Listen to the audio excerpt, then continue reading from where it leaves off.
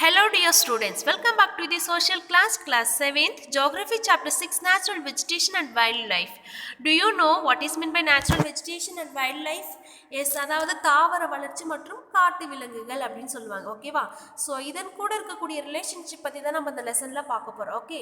So before going to start this lesson I would like to share some information about natural vegetation and wildlife. Okay, let's see.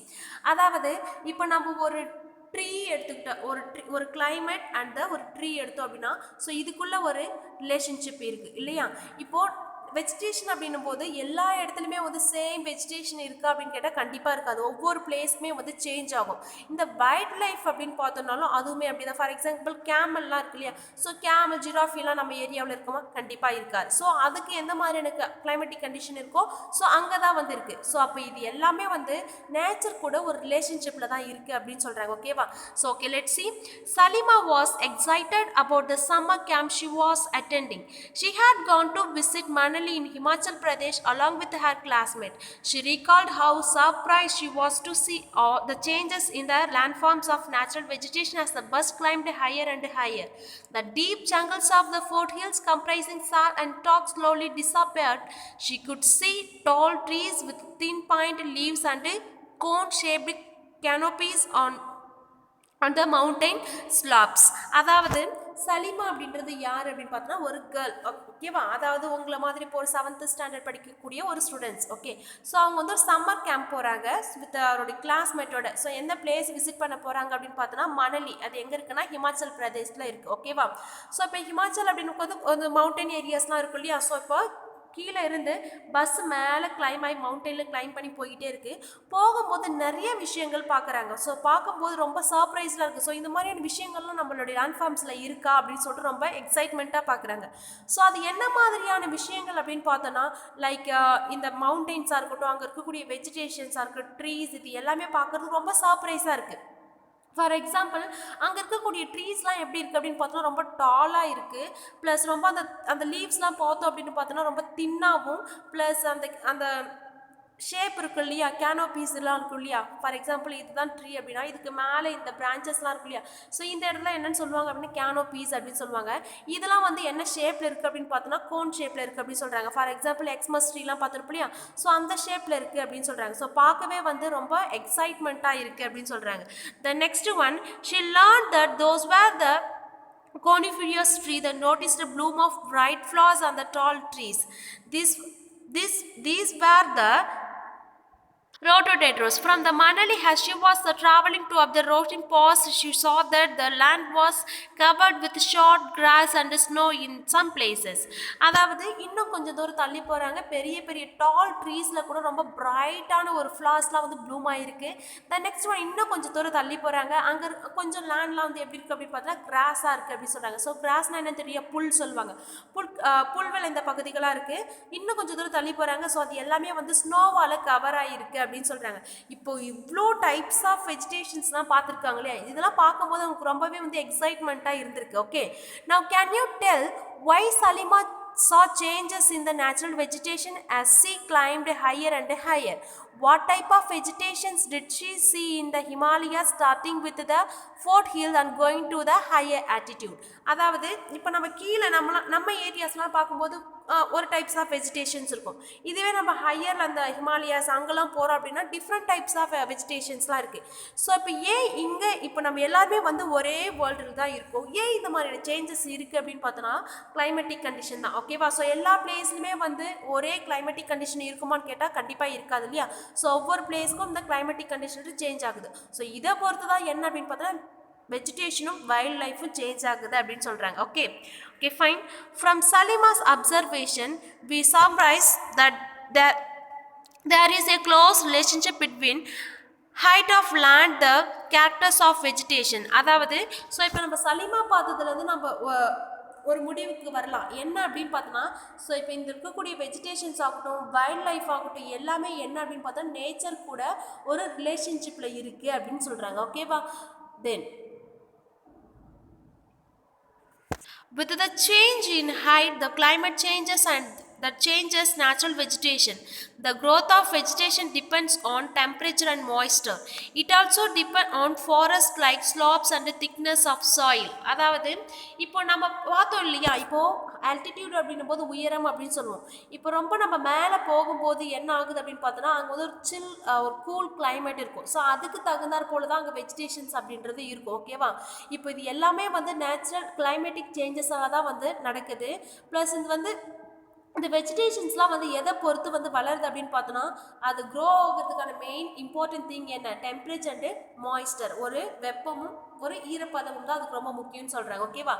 இந்த next one, இந்த ஃபாரஸ்ட்டில் இருக்கக்கூடிய வெஜிடேஷன்ஸ்லாம் வந்து எதன் பேஸில் வளருது அப்படின்னு பார்த்தோன்னா அந்த ஸ்லாப்ஸில் இருக்கக்கூடிய திக்னஸ் ஆஃப் சாயில், அதாவது ஸ்லாப்ஸ் அப்படின்னு பார்த்தோன்னா லைக் இந்த படிக்கட்டுகள் மாதிரி இருக்கும் இல்லையா, அங்கே இருக்கக்கூடிய அந்த மவுண்டெயின்ஸ் அப்படின்னாலே சாயில்ஸ்லாம் வந்து திக்னஸாக தான் இருக்கும். ஸோ அதை பொறுத்து தான் வந்து மவுண்டெயின்ஸில் இருக்கக்கூடிய வெஜிடேஷன்ஸ்லாம் இருக்குது அப்படின்னு சொல்கிறாங்க. தென் the three type of thickness under the natural vegetation various forms of place to place because of the vegetation in the these factors.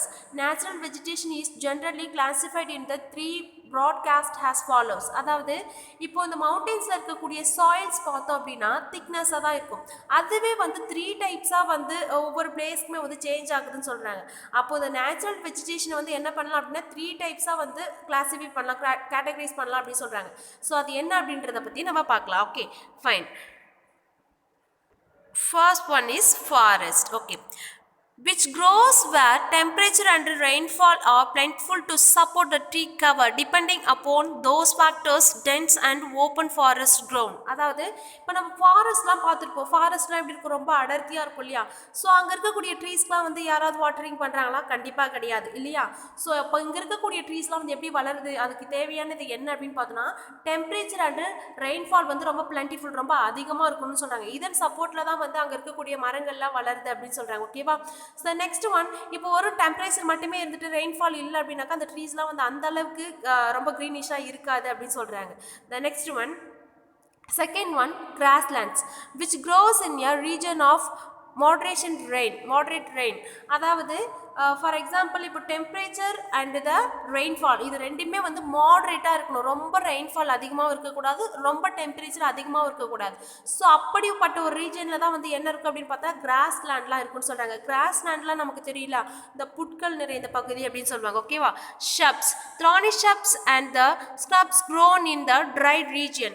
So shrubs அப்படின்னும் போது புதர்கள் சொல்லுவாங்க இல்லையா. ஸோ இதெல்லாம் வந்து எங்கே வளரும் அப்படின்னு பார்த்தோன்னா ரொம்ப ட்ரை ரீஜனில் தான் வந்து வளரும் அப்படின்னு சொல்கிறாங்க. ஸோ இதுக்கு வந்து அந்த அளவுக்கு வந்து ரெயின்ஃபால் அப்படின்றது தேவை இருக்காது. ஸோ அதனால் ரொம்ப ட்ரை ரீஜனில் தான் இருக்கும். ஸோ முள் செடிகள்லாம் இருக்கும் இல்லையா. ஸோ அதுதான் சொல்கிறாங்க, அதுக்கு அதிகப்படியான தண்ணீர் அப்படின்றது தேவைப்படாது. Okay, then Salima was sharing her experience of a Himalayan trip with her father. Her father visited various places in the world. She told Salima about his observation of the variety of vegetation in different parts of different continents.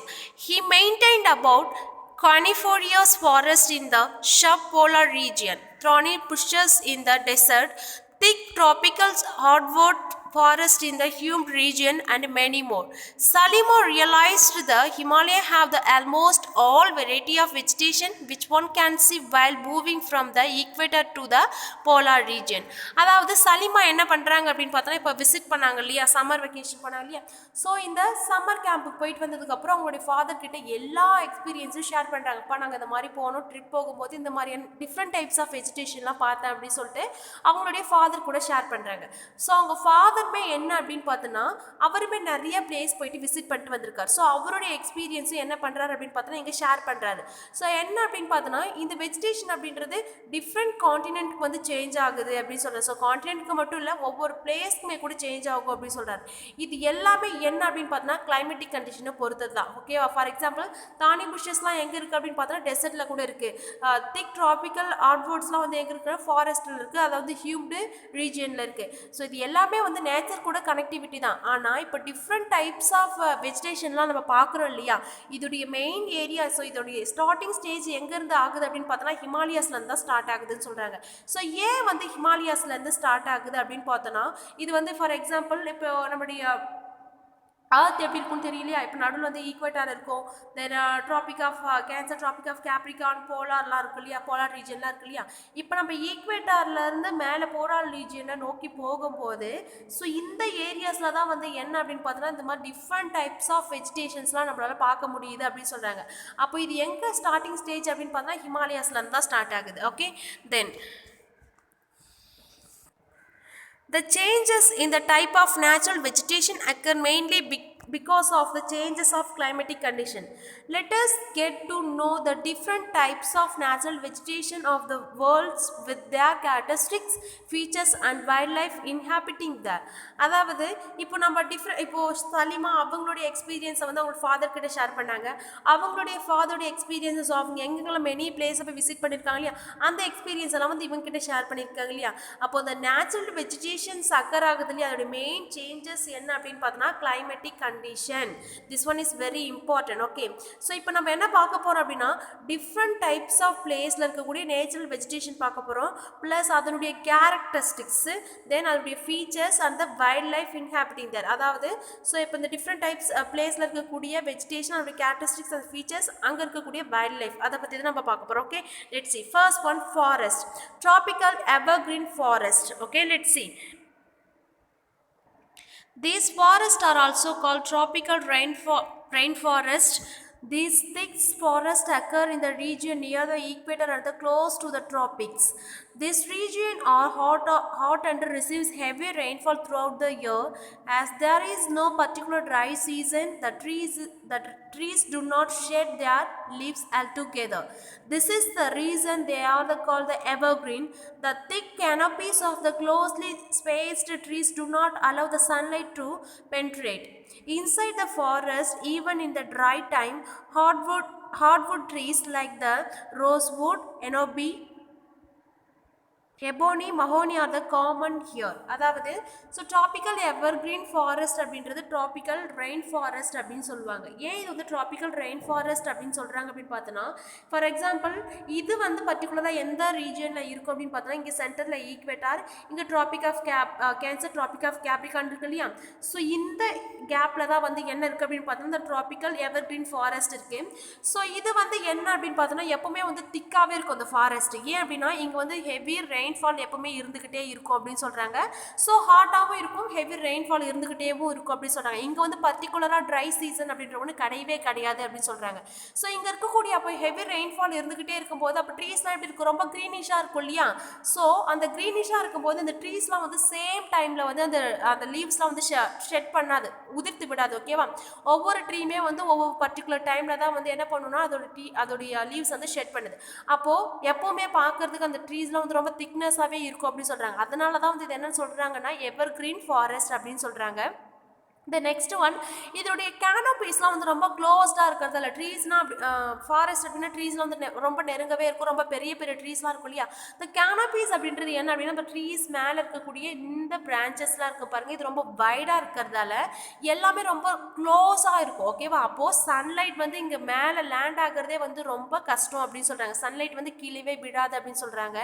So next one வந்து என்ன அப்படின்னா இந்த forest வந்து any time வந்து ரொம்ப ஒரு டார்க்காக தான் இருக்குன்னு சொல்கிறாங்க. ஓகேவா, ஸோ இங்கே இருக்கக்கூடிய ட்ரீஸ்லாம் என்னென்ன அப்படின்னு பார்த்தோன்னா ரோஸ்வுட்டு, எபோனி அண்ட் மங்கோலி, இதெல்லாம் வந்து ரொம்ப காமனாக இருக்கக்கூடிய ஒன்று அப்படின்னு சொல்கிறாங்க. ஓகேவா, த நெக்ஸ்ட் ஒன், இது ஏன் வந்து ட்ராபிக்கல் எவர்கிரீன் ஃபாரஸ்ட் அப்படின்னு சொல்கிறதுக்கான ரீசன் நம்ம பார்த்தோம். ஸோ இது வந்து பர்டிகுலராக எங்கே இருக்குது அப்படின்னு பார்த்தோன்னா the tropical evergreen forest in Brazil is so enormous that it is the like the lungs of the earth. Can you tell why? அதாவது இந்த ட்ராபிக்கல் எவர்கிரீன் ஃபாரஸ்ட் எங்கே இருக்குது அப்படின்னு பார்த்தோன்னா பிரேசில் இருக்குது. ஓகே, பிரேசில்ல இருக்கு. ஸோ இதுதான் வந்து என்ன அப்படின்னு பார்த்தோன்னா ஒரு பெரிய லங்ஸ், அதாவது நம்ம உயிர்வான லங்ஸ் அப்படின்றது நம்ம ரொம்ப முக்கியம் இல்லையா. ஸோ ஆர்க்கான ஒரு லங்ஸ் என்ன அப்படின்னு பார்த்தோன்னா ட்ராபிக்கல் எவர்கிரீன் ஃபாரஸ்ட் தான். இது எங்கே இருக்குது, பிரேசில்ல இருக்குது. ஸோ என்ன ரீசன் அப்படின்றத நீங்கள் தான் சர்ச் பண்ணி சொல்ல போறீங்க. ஓகேவா, then anaconda, one of the world's largest snake found in the tropical rain forest. It can kill and eat a large animal such as the crocodile. அதாவது ஸோ இப்போ நம்ம அனகோண்டா ஸ்னேக்லாம் பார்த்துருப்போம், லைக் நம்ம மூவிலலாம் அதெல்லாம் நிறைய பார்த்துருக்கோம். ரொம்ப பெருசாக இருக்கும், ரொம்ப பார்க்கவே ரொம்ப ஃபெரோஷியஸாக இருக்கும் இல்லையா?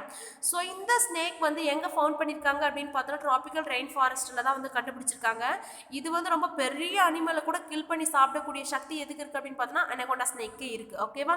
Okay children, in this lesson so far we have discussed about some intro about natural vegetation and wildlife. In that we have discussed about three categories. First one is forest and second one is grassland, third one is shrubs. Okay, then next we have discussed about the forest. In that we have discussed about tropical evergreen forest. Okay children, rest of the part we will see on the next class. Okay, thank you to all.